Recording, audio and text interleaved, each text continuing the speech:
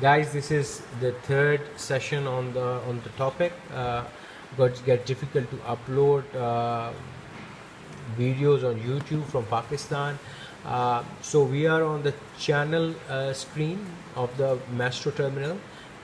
In this screen, you can assign the channel numbers.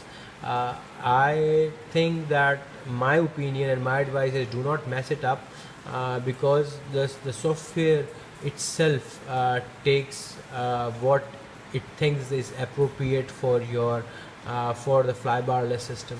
So leave that as it is. No need to do anything except for setting up your setup selections and secondary gain. You can assign the channel. For instance, if you're using a 7 channel and you want to skip this, you can assign it to 8 channel and make the secondary gain on 7 channel. So these are the two things you can play with, and leave the other things as it is. Now the the the third screen is for model, and over here you will define the rescue pitch. I have done a 40%, and at 40% the heli is going at 20 feet high. So I want to reduce it to 35. I don't want my heli to go too much high. uh, so 35 is a good percentage. Again, there are other options which you can play with if you are an advanced level. Otherwise, leave as it is. By default, it's a good setting. Maestro by default has done a good job. And again, servos, if you want to play around with throws and everything and you know about the topic, do it.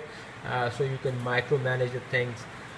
Governor, again, an advanced label over here. Now you can also micromanage your setups, like on channel 7 I have done setup 1. So you can have, either you can choose from the flight setups on the basic screen over here. You will automatically, by clicking it on, you will have a certain parameters on models, on the flight setups. And if you want to define it yourself, if you are an advanced user, you can do it. I sometimes play around with the exponentials, because everybody has its own flying style. So you can do it like that. uh, Going again to the first screen.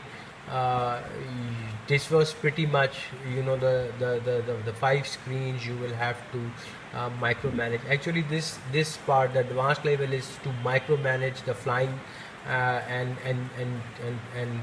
to have your style of flying in feel of it.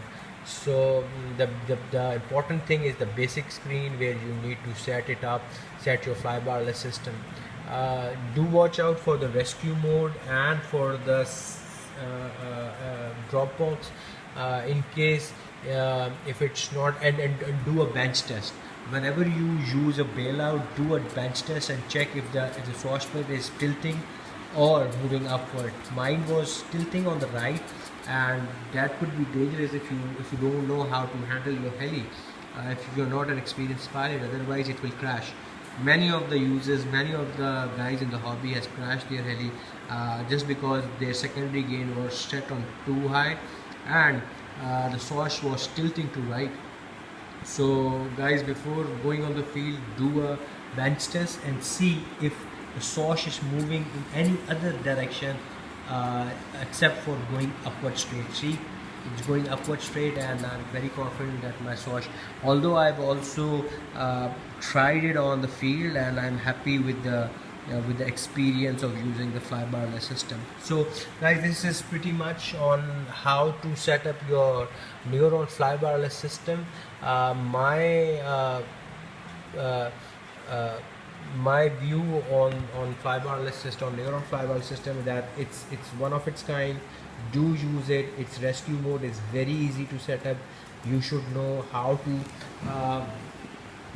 handle it, and you should know how to set it up. Once it's done, it's piece of cake, and it will really help you when you are learning 3ds. But do a bench test and see if it's tilting or it's going upwards. Once you are confident, try it on the field once, on belly hovering first. Once you have done that, then you can try it on 3D, and after testing it, and if you are confident that you can the rescue is working properly, because sometimes there are issues with the vibration. Because of vibration